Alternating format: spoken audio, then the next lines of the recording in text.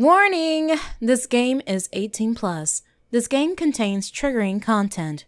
The creators are not held accountable for any persons disregarding this warning. Viewer discretion is advised. I thought that's your people. There is just something about a man being thick. Up the window and it hop off. Eeny, meeny, miny, mo, catch a tiger by its toe.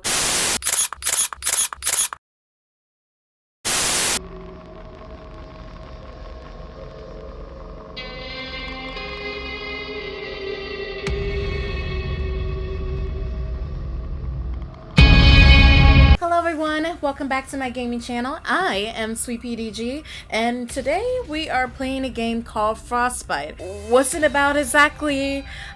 I don't know. It was recommended to me by a friend and I just wanted to surprise myself. Anyways, let's go on and start a new game. Oh, it's snowing.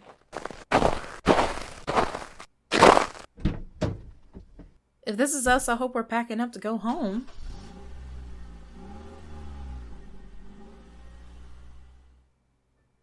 Sliding into the soft driver's seat, you listen to the gentle rumble of your car as you let the engine warm up, revving it not ever so, and every so often in an attempt to rush the process. As you sat idly, you notice something in the passenger seat.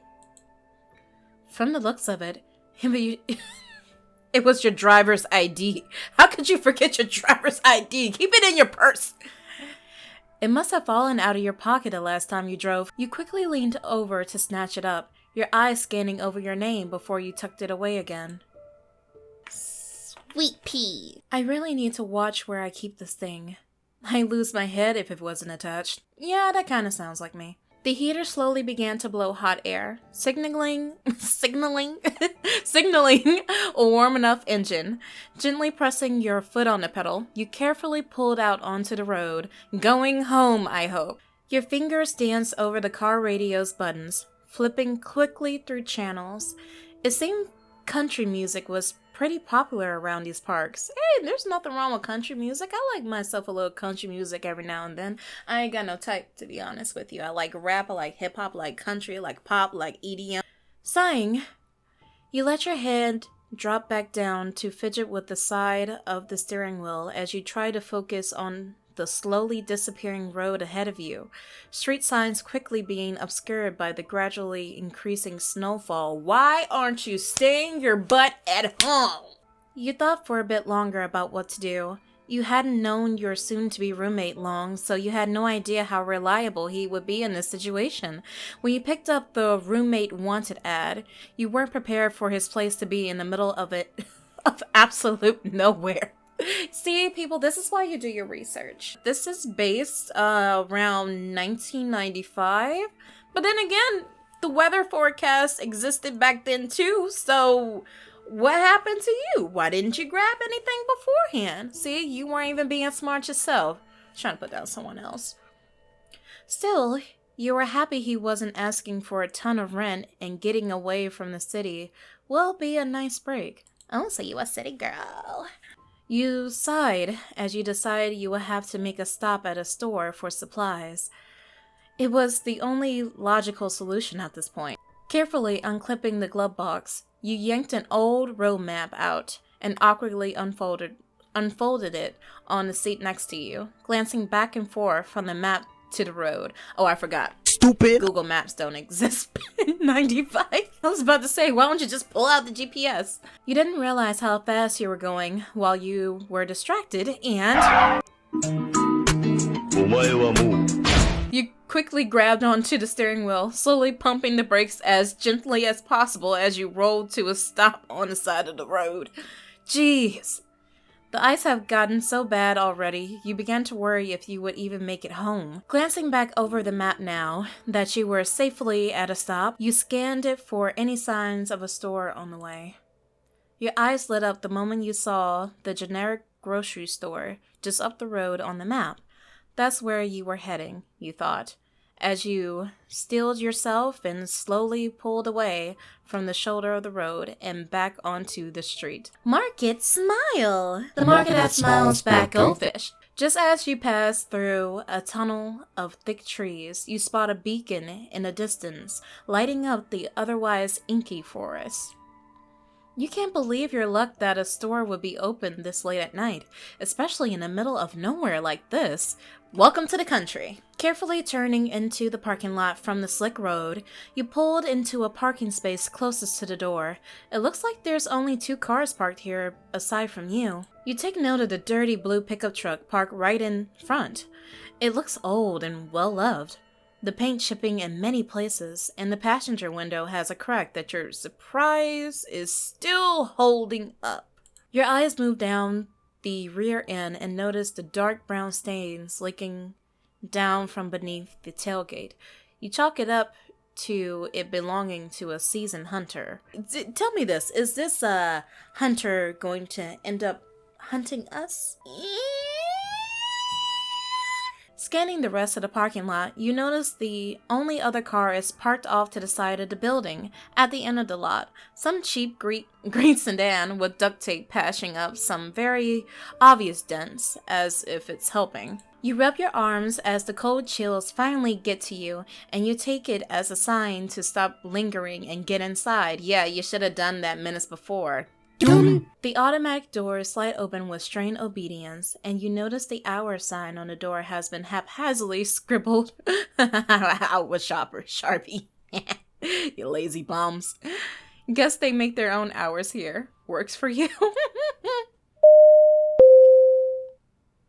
Wait a minute, that's the airport signal. Hello. As you walk into the store, you notice it's not much warmer than outside. Disappointing, but at least there's no wind. Where's the heat? You tighten your coat a bit more around your shoulders and take a look around. It's a pretty normal store, exactly what you expect for a place that's so out of the way. The aisles look well stocked enough for you to get everything you need for the next few days, and it looks like they even have a toiletry section. What, are you surprised? The last thing you notice is the bored-looking cashier who looks like he'd rather be anywhere else, and you can't blame him. He's just as bundled up even though he looks more used to this weather than you. He came prepared. This lesson must be shared to be prepared. Forget that I did that. He shifts absent-mindedly, and you catch a glimpse of his name tag, enough to read, and you notice his name is Vic. You consider what it's short for a moment, before he glances up at you with an annoyed look. Dude is ready to go in his eyes before looking back down in his magazine. What you reading there? Hey, slack-jawed tourist. If you're gonna just stand there all night, I can give you my job. I mean, sure, it doesn't look like you're doing too much. His curt rudeness catches you off guard, and you hesitate to respond. He doesn't really seem like the type to care if you talk back anyway, as you watch him slowly flick through the pages of his magazine. You could talk to him a little more, though. It might be faster to get to know where things are at the store. Leave him alone or talk to Vic some more. You know what? Just for you being rude, I would have just hit the door, but since it seems like my character really needs to be here because she didn't think about like getting supplies before the storm hit, I guess I should. This guy seemed pretty cantankerous. I hope that's the right pronunciation. Cantankerous. But maybe he was just bored and overworked. It might be nice for him to actually talk to someone. You slowly walk over to the counter and sit in front of him, the sudden shadow obscuring his reading material, prompting him to actually look at you. Oh, look at that, you're making eye contact. Progress. A guy just can't read a Hollister in peace, can he? Well, what do you want that's so important? Yeah. You're starting to think you misjudged his character and that maybe this guy really was just an asshole. And I agree. Are you alone here? How old are you? Where's the meat department? Leave him alone. Let's start with the first option. Why would you ask him how old he is? You just met the guy. Well, if I was to guess, he looks like he's 30, okay? Are you working here all alone? Seems kind of dangerous. Not to sound like a creep, No, you're just sounding like a concerned customer. Oh, you absolutely do. Though, I don't expect much from weirdos that come in 20 minutes before closing time. Look, it's not my fault that you just make up your hours whenever you want. For what I know, you could have originally been closing just an hour before. Closing time would have been like an hour instead of 20 minutes. You felt a pang of guilt realizing you came in so close before closing. Normally, you would have never done something so inconsiderate, but these weren't exactly normal circumstances. I mean, like working in a convenience store myself, I would say that it is pretty annoying when a customer comes in, like when you're about to shut the doors, you're mopping the floor and they're walking all over the mop floor and you have to mop it all over again because, yeah, I understand where he's coming from.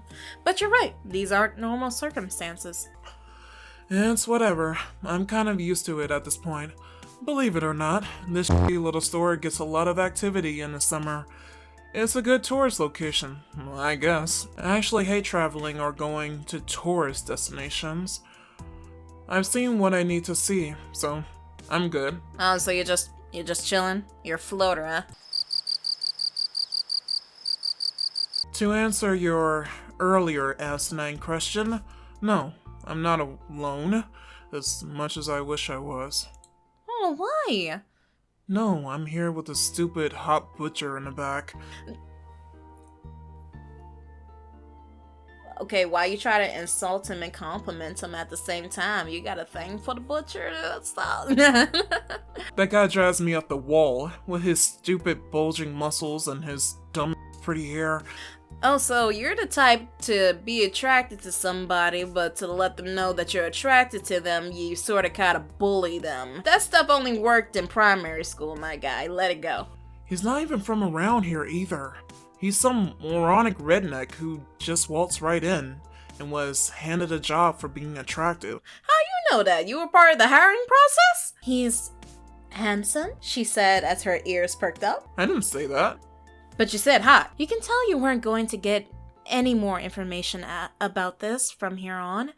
Maybe you can ask him something else, or maybe you should leave this guy alone. You know what, character me? Since you're so curious, ask him how old he is. Can I ask you how old you are? I'm sorry if that's intrusive, but I like how you're just nosy. You know that you're nosy, and you're apologetic about the fact that you're nosy. But you can't be much older than me, right? Isn't it a little dangerous to work so late? What you doing here, youngin'? Wow, look at the Good Samaritan. You want points for being thoughtful or something? Basically, what I'm telling you is that you look young. Take it as a compliment, sir. God, this guy's a dick. Thank you. Don't worry, I can take care of myself. For the record, I'm a lot older than you. I'm a lot older than the guy in the back, too. How old's the guy in the back? 35. So, you're like, late 30s, pushing 40, or you are in your 40s? Because if you are, you look like you take pretty good care of yourself, despite looking like a total slacker, you know? That didn't seem right. The guy in front of you looked barely 25. How could he be almost or above 40? From the looks of him, it didn't look like he was going to talk about this topic anymore. Where's the meat department? Yeah, prick! You figured you might as well ask him where the meat is. It's better than wandering around aimlessly, and you'd be able to leave faster if you knew where everything is. Can you direct me to the meat department then? I'll be out of your hair sooner if I knew where it was. Well, I can direct you to my meat department.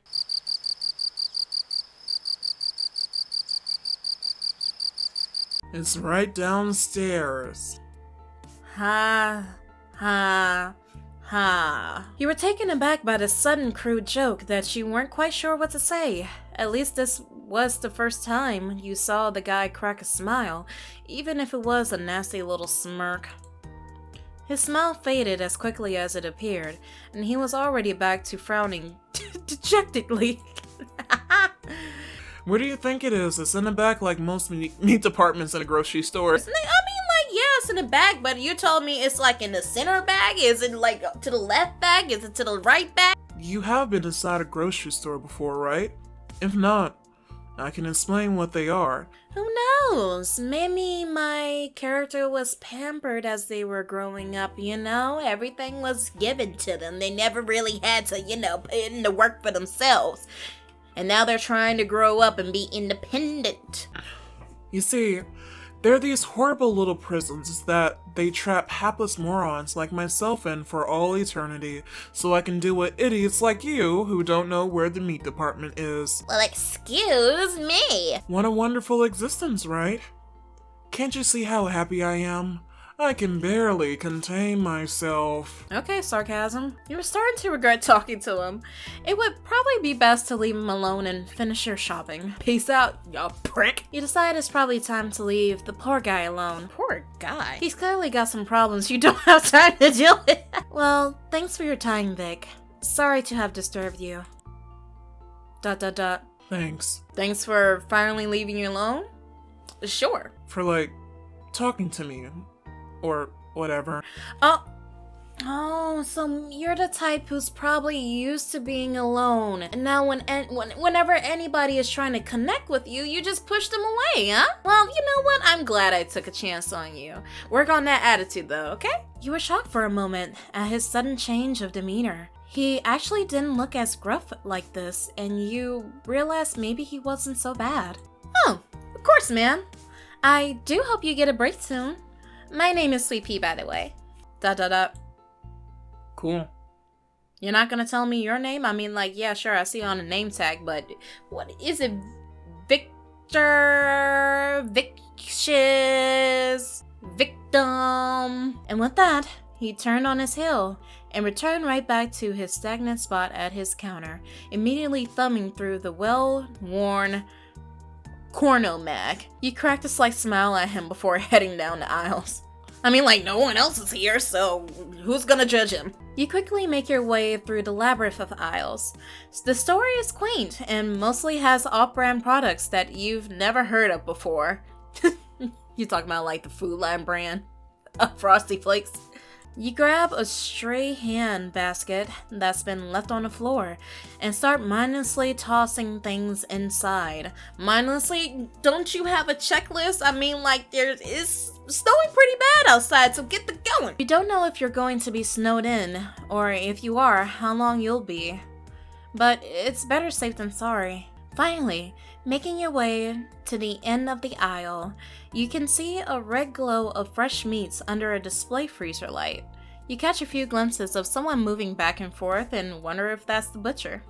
As you approach the butcher counter, you notice the butcher is missing now. You could have sworn you saw someone shifting around back there.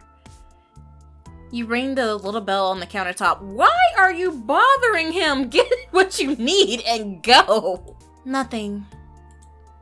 Oh well, it's not like you need anything cut for you anyway. There's a huge selection of cuts right in front of you. Then why did you ring the bell? There's so much too. The open freezer is almost spilling over with packages of all different cuts, the names of which have been handwritten on each in sloppy script. You can't imagine that such a small town has this much demand for meat. I mean, yeah, if it's piling up right like that, it can't be all that good, right? Ooh! I know my voice ain't deep enough for this. So I'm just gonna use the voice changer on Audacity. You like what you see, honey?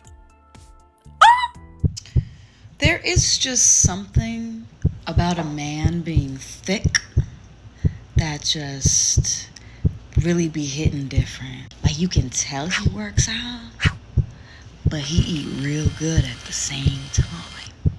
He got a little layer of love on him. Hey there, big boy. You jump at the sudden vocalization and take a step back as you take in the visage of the man before you.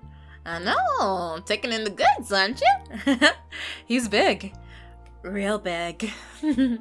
You feel intimidated immediately, but can feel your cheeks heat up as your eyes drift down his big, muscular arms. He definitely works out. You also notice all the scars riding his thick, strong arms.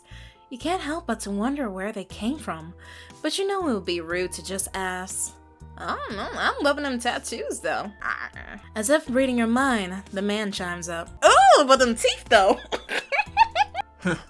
Taking in the good, sweetheart? Don't be nervous. I know I look big and scary, but I promise you, I'm as gentle as a lamb. Strong and gentle. What a wonderful combination. You could tell from the tone of his voice and smoothness of his words that he was the type to call anyone sweetheart or honey, regardless of gender or presentation. Yeah, that's something that we do here in the countryside. We call people honey, sweetie, pudding, all that different type of stuff. It doesn't technically mean that we like you. Well, it's just showing southern hospitality, okay?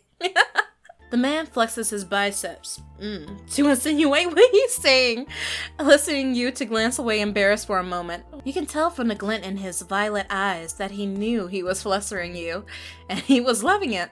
Might as well jump straight to the formalities.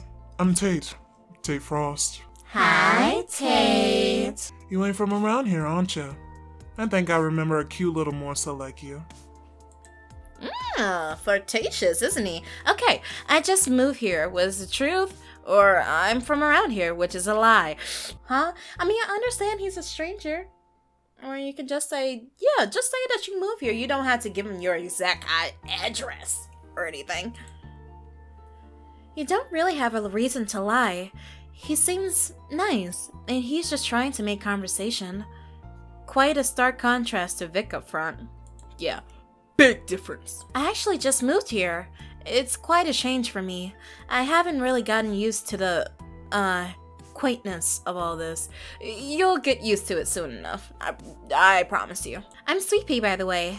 It's nice to meet you. Cute. If you want, I could help you get used to the quaintness around here. I know it can be awfully lonely in these woods. Ain't much for miles and all. I could definitely I could definitely help you. I can definitely help keep you warm at night if you want it, Shaw. I think Shaw means sweetheart. In what language? I don't know. You could feel the blush on your cheeks intensify at his forwardness. Part of you wanted to take him up on his offer, and the rational part you kept you grounded in the fact that this was still a stranger. Yeah, please tell me my character isn't this down bad that they're willing to, let a stranger in like this. The least he could do was buy you dinner first. I know, that's right. What's a cute thing like you doing out here so late anyway? Well, my character decided to wait till the last minute to get some supplies. You glance behind you towards the front doors of the store, remembering how bad the snow was getting. Oh, I'm just stocking up before the snowstorm. Aren't you worried you'll get snowed in here or anything? It's coming down pretty hard, and the roads won't be safe for long. Nah, I ain't worried. I was planning on sleeping here anyways. Got a lot of work around the store I gotta do. These pigs won't butcher themselves. Huh? Wait, how are you going to shower, my guy? Tate chuckled to himself as if that had been a joke. You wondered for a moment if he meant live or dead pigs were back there. Not unless they had like a little farm in the back, would that make sense? But, and considering the fact our cursor looks like a severed finger, I'm guessing... Oh, shoot. I'm guessing that it's not actually pigs in the back. Let's not think about that. You feel a little silly thinking a grocery store butcher had livestock in the back. Then you realize the other thing he has said. Wait, you're really planning on staying here for the night? What if you get snowed in for longer than just a night? Is that really safe? Goddamn, you're cute. How am I ever gonna let you get away? Awful sweet of you to care, honey. But I'm a big, strong guy. Ain't no one mess with me that left totally intact. Oh, why you biting your lip? Ain't none to concern yourself over, sweetheart. You best be looking after yourself instead. Yeah. I sure wouldn't want none unsightly to befall ya. Be a downright shame messing up that petty face. Stop! Tate's voice dripped with a cold yet confident malice that felt as if he was drawing you in, making you more and more curious of just what this man was capable of.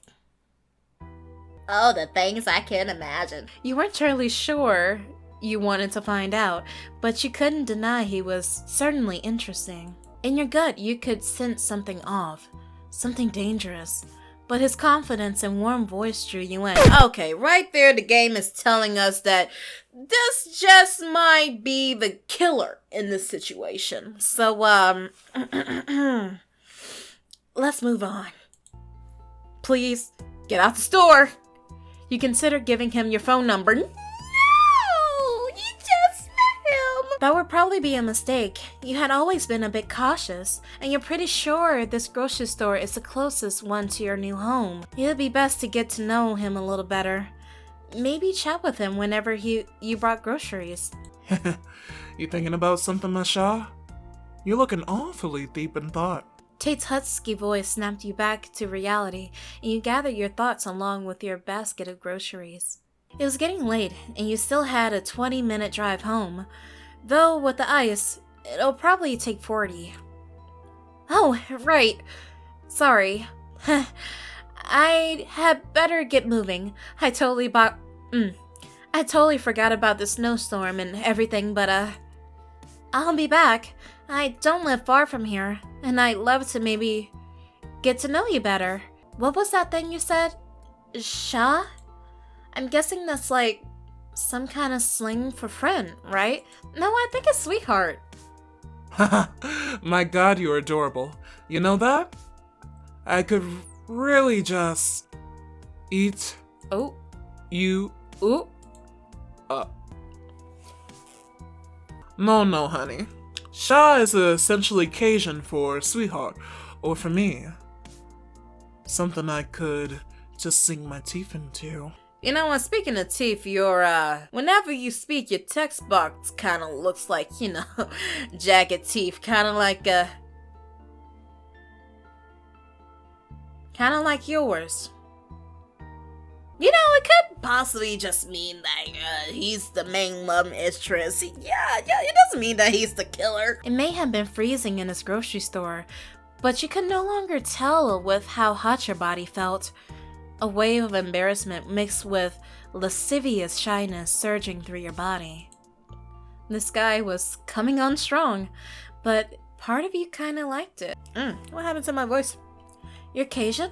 I guess that explains your accent. How long have you been here? You don't seem like the type to move up to New England. It's pretty cold compared to down south and all. Weren't you supposed to be leaving? Can't get enough of me, huh? Yeah, the character me, let's bounce. This guy certainly does look like he has the potential to do some, interesting things. I ain't complaining. It's a nice breath of fresh air compared to the upper-class rich folk coming in here, trying to get away from it all, but can't handle nothing less than a fancy-ass timeshare. I guess I got Vic, but I'm sure you saw how much of a barrel of laughs that guy is. True. He ain't from around here either. But he don't like to divulge too much info about himself, it seems. You chuckle gently under your breath as you listen to Tate banter on. You did need to be leaving. But what's a few more minutes? Oh, you fool! You guess right though, little rabbit. I came all the way from down south in the old boot state. Louisiana? A real small town in bumfuck nowhere, Louisiana. I knew it! Lived with my mama until I was 18. Got with my high school sweetheart. Oh, Tate! Why are you looking to the side? You look so sad. Did she leave you? Tate's expression and whole demeanor suddenly shifted as his sentence drifted off. He wondered if you brought up a sore subject before he continued, as if nothing had happened. Oh, I'm back to smiling. Well, what's done is done. She's dead. R.I.P. to your woman, my guy. To me, anyways. Oh! Okay. Size, I've been having more fun just traveling the country. Ain't been back home in a long time. I never stay in a place for too long. Got a pretty nice deal on a trailer near here that don't ask questions. I've always had pretty good luck and all. I'm feeling pretty lucky tonight, getting to meet you and all. You smile up at him and shift your feet slightly. The more you talk with him, the more drawn in you feel. And you know if you don't stop now, you might just be spending the night here with him. Is that so bad? No, wait, he's a potential killer. Reaching towards the ample selection of meats, you toss a few more of the reddest cuts you see in your basket. You still can't believe how beautiful all these cuts are, and you're excited to try them for dinner. You open your mouth to bid him farewell, but he cuts you off. You best be on the move now. I'll never let you go if you stay here any longer. He's such a flirt. Standing up straight again, you make eye contact with the man you hope to get to call your friend and lift your basket up for him to see in a gesture of farewell. You turn on your heel to head to checkout, unable to hide your smile as you leave. Ooh, you like him. As you walk down the aisles grabbing random necessities, but you can't help but to think about Tate. Ooh, he's on your mind. He's so mysterious, yet charming as well. You can't get his physique out of your mind either. There's just something about a man being thick. You're really hoping something more will come out of this.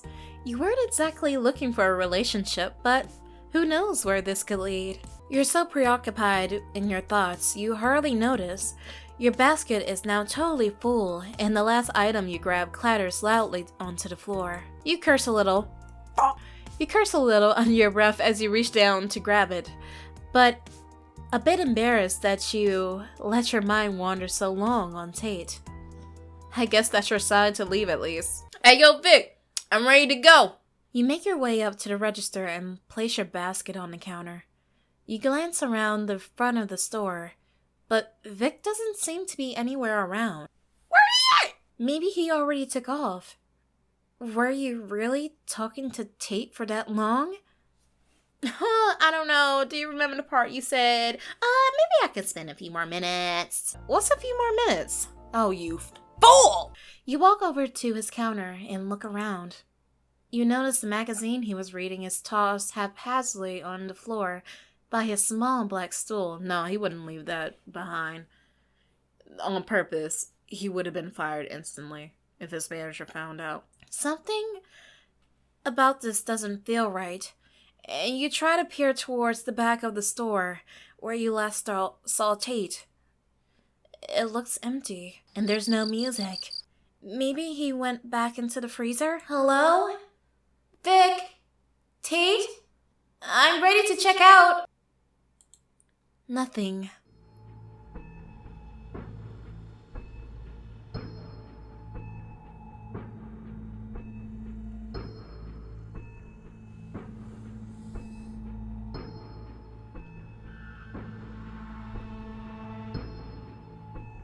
Something didn't feel right.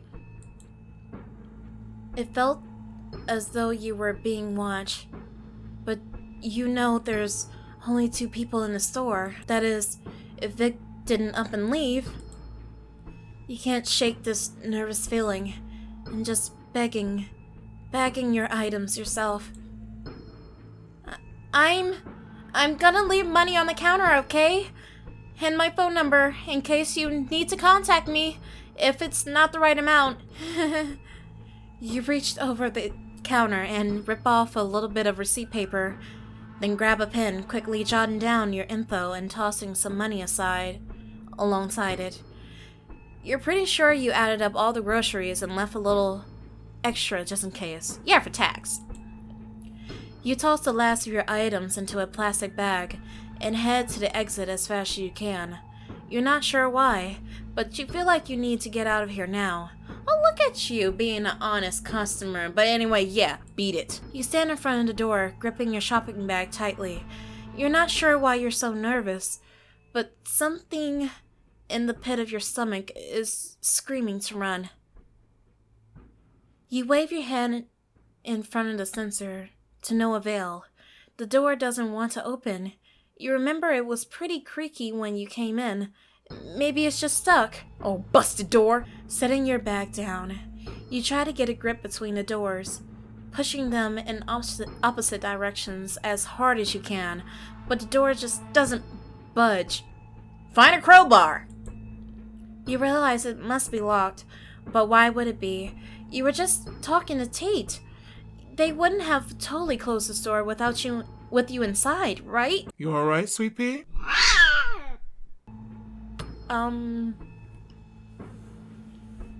Yeah? You whirl around quickly, your eyes greeted with a similar sight as you try to slow your breathing. You were panicking, but you weren't sure why. There was a thick feeling in the air.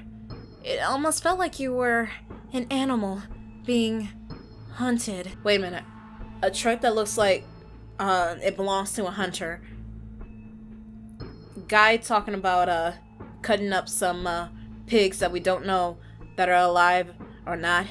Him talking about he can just eat us up.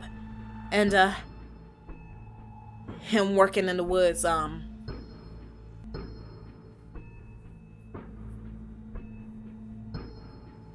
Continue. Hey now. You're awful jumpy. Did something happen? Why are you all relaxed, my guy? You let out a sigh as you slowly relaxed a little. You still couldn't shake this weird feeling.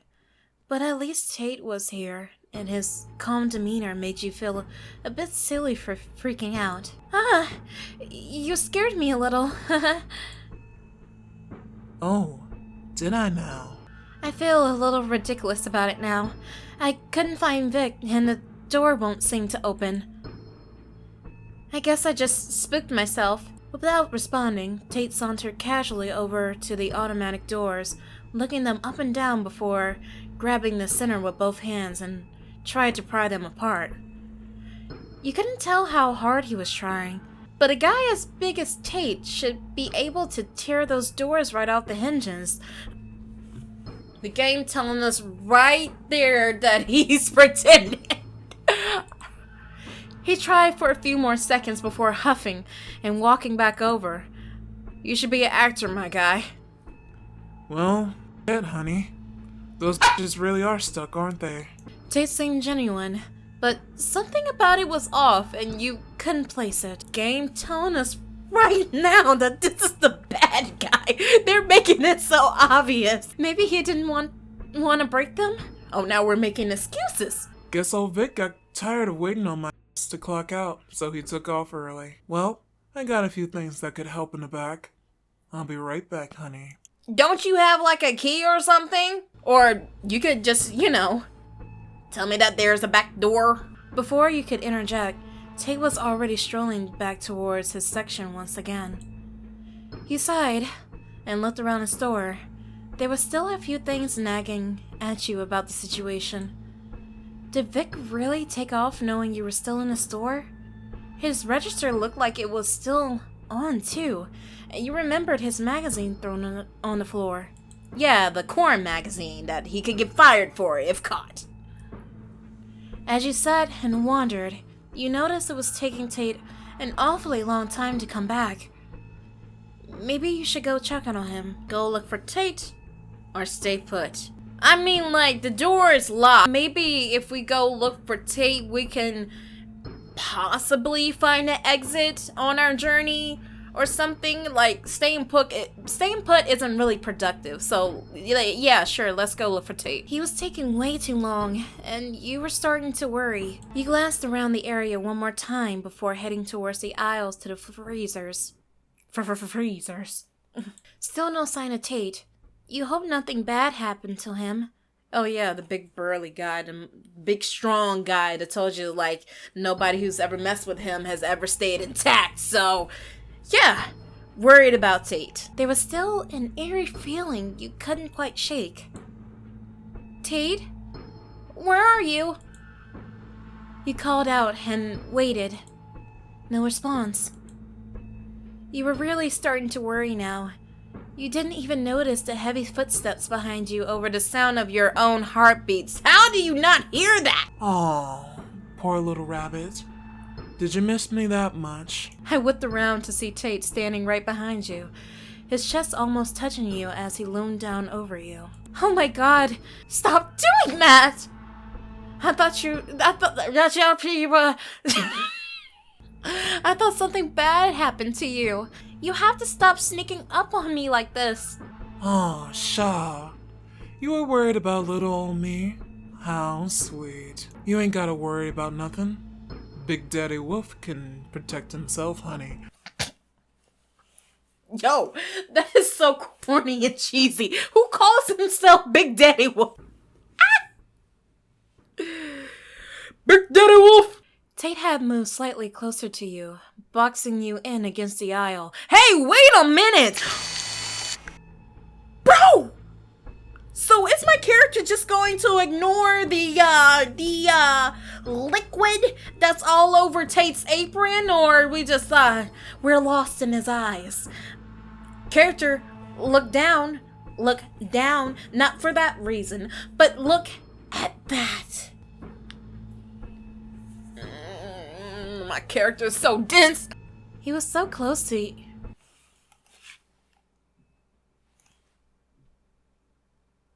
He was so close to you, you could smell him. The scent of tobacco smoke and cheap whiskey so strong it made your nose crinkle. Ah. There was something else about his smell you couldn't quite place. Something almost metallic. I don't know. Maybe that. Oh, Sweet Pea. You seem mighty on edge.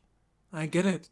Stores can be quite spooky after hours, huh? He moved his hands to your sides, resting them on either side of you against the aisle. Oh dear. Your fight or flight reflexes screaming in your head as the huge man trapped you like an animal. Oh dear. You weren't sure if you should stop him or not. His strong, musky smell combined with your fear was making you lightheaded as you stared into his eyes. Oh, that's why you don't realize that's there. You're mesmerized. I mean, purple is my favorite color, so I would be too. They are nice to look at. Hey now. It's alright. Just relax. You want me to stop, or? Tate suddenly grabbed you. Tate grabbed the booty!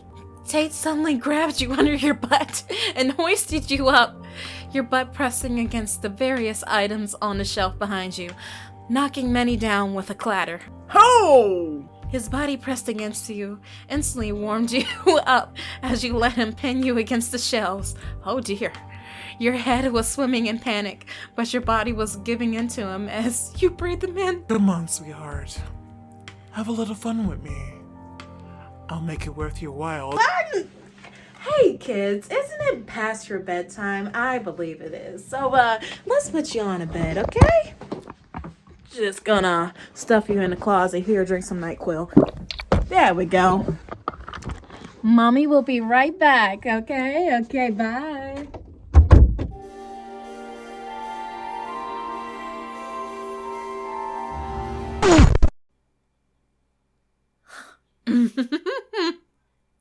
You're surprised? I'm not. Tay stopped moving, and you finally placed where that metallic smell was coming from. Yeah, you don't have too much situational awareness, don't you, character me? Well, ain't that a goddamn mood killer, huh? Leave it to Vic to be a cop block even now. I knew it!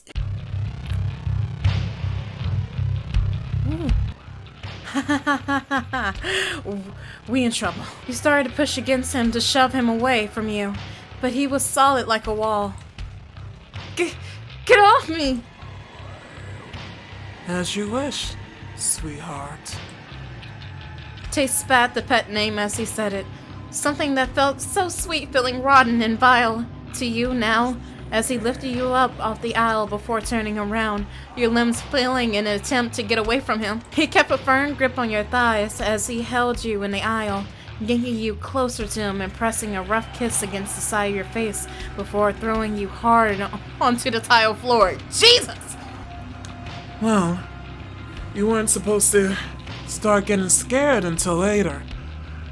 But I guess you best start getting scared immediately. Oh dear. You better start running, rabbit. Tate takes a step towards you, and your body floods with adrenaline, quickly lifting yourself off the cold floor and turning on your heel to dash towards the exit. What are you going to do? The exit is locked! Run, rabbit, run! Jeez. You can hear Tate laughing maniacally behind you as you search for any means of getting out or even protecting yourself. Found a knife! You suddenly remember Vic's stool, and you race over to grab it before turning to the door. Oh yeah, that's right. Smash, smash, smash! Hit the window! You swing the stool at the glass as hard as you can. Yeah!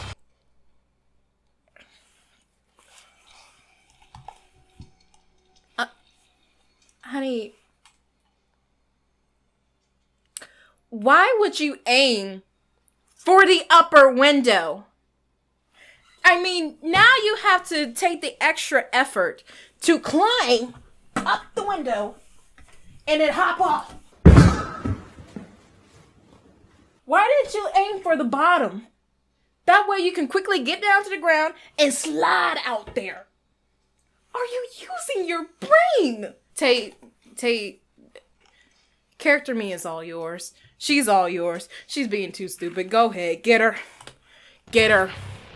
You race the stool to swing again, but you feel it get roughly pulled out of your hands from behind you. Get her. Get her, Tate. You ain't gonna get anywhere swinging like that, little bunny. Jesus! He's strong. Before you can react, you're whirled around and being lifted by the throat by one very strong hand. Oh my god, you're kinda ugly. You try to dig your nails into his skin, but your blood-soaked gloves impede any damage you might have done. Here's an idea. Take them off. It ain't nice to tease a dog with a piece of meat. Guess I'll just have to have my fun with you some way else. Ain't that right, you little tease? Oh dear. You're the one that was pursuing me, sir. You're the thirsty one, not me. The hand on your throat continues to tighten as your legs swing helpless below you. Ha ha ha ha. I'm gonna really savor our time together, sweetheart.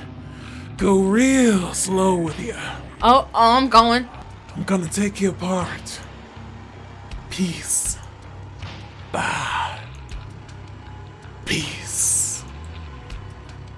And I'm gone. And finally, everything went black. Oh no, Vic! Nice tap, by the way. What happened? My head is killing me. Your eyes slowly adjusted to the dark room surrounding you. Your head felt like it was spinning, and you struggled to recall where you were before this. Huh? Oh, that's pretty cool how they shifted the screen. You shivered as you looked at your surroundings. The air around you was freezing, and every breath produced little string clouds. Why am I laughing in this situation? This is serious! You attempted to lift your hand up to rub your sore eyes, only to be stuck in place. Aw, man, you're chained. Looking down, your heart dropped the moment your eyes locked on the tight ropes binding your arms to the old wooden chair, as well as being stripped down to your underwear. This pervert. Your breathing became erratic as you struggled against your bindings. It was no use. They were already cutting into your wrists from how tightly they were tied. Yell for help. Look around the room. Honey, we're snowed in. And it was only 3 of y'all in the store. Nobody else is coming for you. You should have stayed your butt at home. Not victim blaming. We're not victim blaming here. But still, just look around the room. Find a knife or something to get you out of here. Taking a deep breath, you attempted to calm yourself. Panicking won't get you out of this situation. You needed to stay rational. Exactly. That's the smartest thing you ever said or done in this entire playthrough. You were surrounded by what appeared to be beef carcasses strung around the room on dangerous-looking meat hooks. I don't think these are pigs. Huh. They look awfully frostbitten. They must have been hanging there for a long time. Then, where did all the meat up front come from? Bodies! He's turning everybody into cannibals. A chill ran up your spine as your mind jumped to the worst explanations. Yeah. You shook your head to clear your mind of those thoughts and continued to survey the room. There's a big metal door across the room and a chest freezer next to it. You figured the door was locked. Not that it would help right now. Then your eyes locked on something tucked under a line of beef carcasses that made your blood run cold. Vic! Oh my god! Vic's body laid bound nearby. You couldn't tell if he was breathing or not, but you could make out the deep red trail of blood that led from his head to the door. Nice tap, by the way. Oh, is that the all-seeing eye? You pulled again at your bindings, no longer able to keep the panic down now that you were aware that you were sharing a room with a possible dead body. Suddenly, the sound of the door handle jiggling snapped you to attention, holding your breath as the door slowly creaked open, the sudden change of lighting burning your eyes as you readjusted. Ah! You know, you look kinda cute. Too bad you're a psycho. Well, well, well. Good morning, Sleeping Beauty. Get a good rest? I sure hope so. You're gonna need it for what I have in store for you. Tate gestured with the playing cards in his hands, as if to emphasize something, but you weren't sure what, before sauntering over to you, slamming the door behind him. Tate stopped just inches away from where you sat, his body looming over you menacingly. Why are you doing this? Or stay quiet. Yeah, not talking to you. Got me into this situation. You think I'm gonna try to make conversation with you? No. You weren't about to talk to this psycho. Exactly. That's probably what he wanted, and you weren't going to give in. Turning your head, you broke eye contact, trying your hardest to strengthen your resolve. Oh, he didn't like that. Too bad. Aw, you ain't gonna talk to me, huh? Showing the big bad wolf how tough you are. Why do you keep calling yourself a wolf, sir? I mean, yeah, I see like a little sharp tooth right there, so what are you, half wolf? Your body was shaking, out of fear, and from the cold. You just hope he'd get bored with you and let you go. Oh, honey, no, he's not going to do that. That's alright, Shaw. I know ways to make you talk. Tay walked over to where Vic lay cold on the floor. You didn't want to look, but you couldn't help yourself from staring. He noticed you watching and chuckled lightly as if this was a normal situation. Aw, you worried about Vic, Sweet Pea? Nah, don't mind him. He ain't dead yet or nothing. Yet? See? You winced as Tate cruelly kicked the unconscious man in the side, a small groan squeaking out of Vic from the pain, but not enough to wake up from his blunt trauma-induced sleep. Haha, still kicking. I was starting to worry a little though. I hit him harder than I planned on. Just the heat of the moment, I suppose. Vic's a tough one though. Didn't expect his whole back to be tied up when I stripped him. Mighty impressed. And don't fret or nothing. I ain't touched him or you while you were out. But you can't skin a pig in clothes. Tate was bending down to check Vic's breathing, his sharp teeth visible through his smile. Oh dear. You wanted to hide, to scream, to run, anything. But you were trapped at this man's total mercy. You could only watch as he trailed his dirty fingertips along Vic's back, up to the gash on the back of his head before he stood tall again to address you. I like to play with my food a bit though, so I'll make sure the two of you get to have some fun together. If you make it that long. He walked back over to you and knelt down to your eye level. His right hand produced a deck of cards that he expertly shuffled. You were taken aback by how quick and nimble his fingers were, for how thick and callous they look. So, you gamble? Absolutely not. Gambling is a waste of time and money. Because I always lose. He seems like a gambling man. I mean, like, he has the lucky tattoo, so let's try our best to appease him by saying yes. You shakingly nodded your head.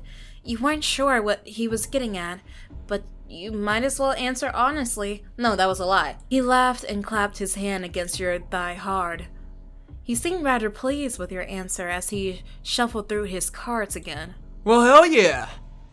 Then you're gonna have a blast with this one, sweetheart. I'm sure you're used to gambling for what? Money? Trinkets? Well, this is much more fun. You see, I ain't got too much use for money. I got a job for that. I want something else. A body part?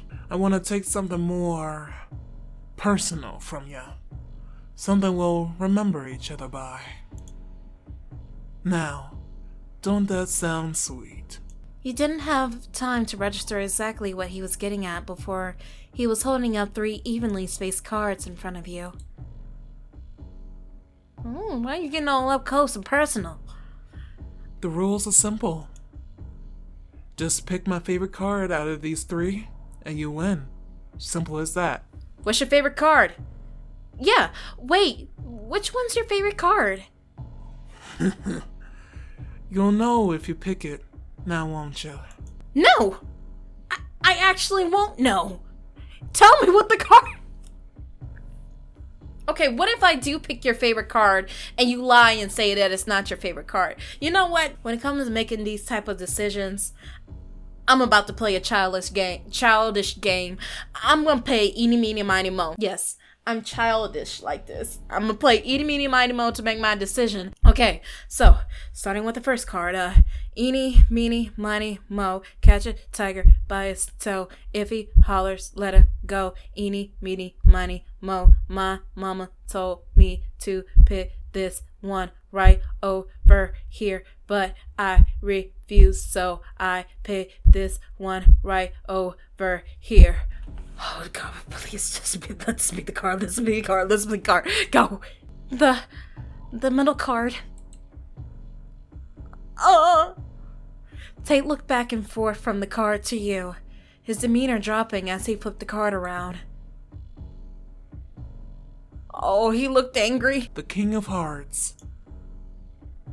Well now, ain't you lucky? I picked the right card. I picked the right card. I picked the right card. Oh, don't look so sad. But luck only gets you so far, sweetheart. And I don't take kindly to cheaters.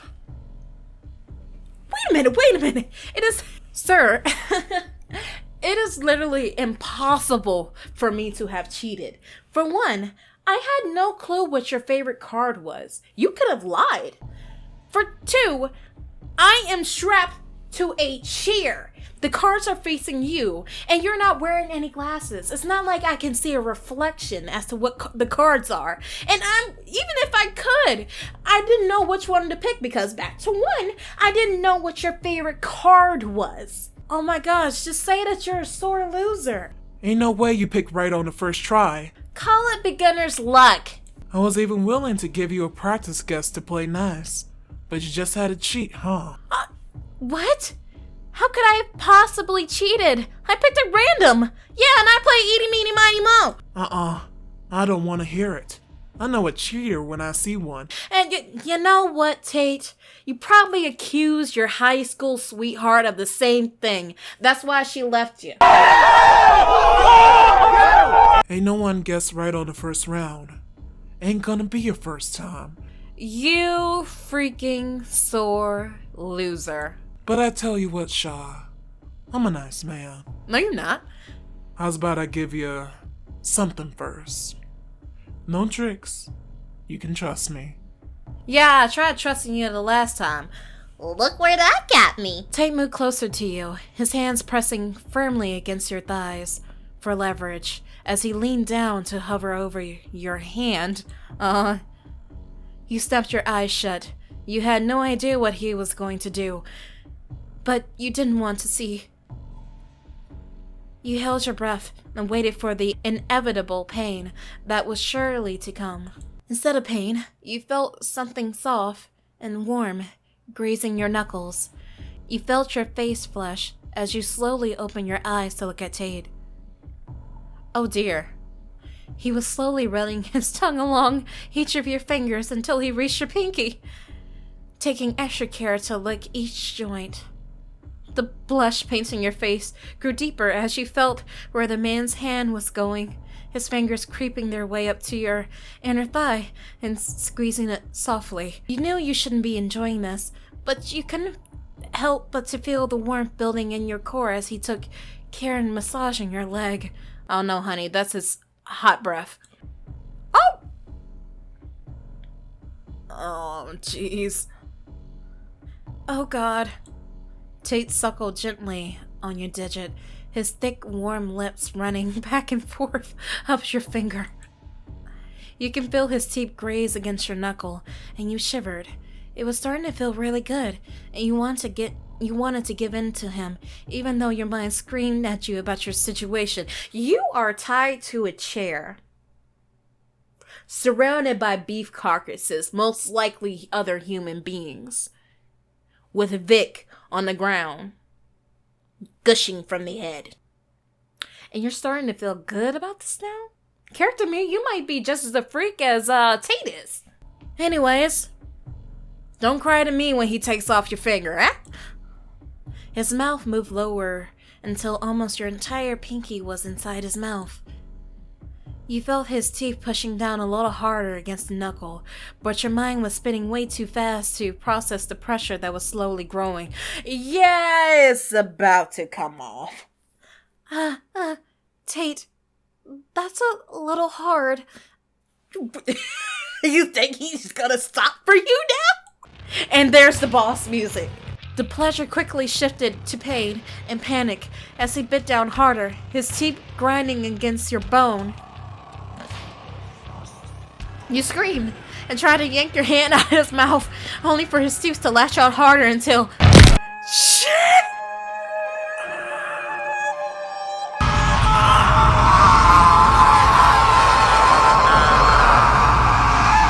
Owie! Your screams echoed off the cold steel walls surrounding you.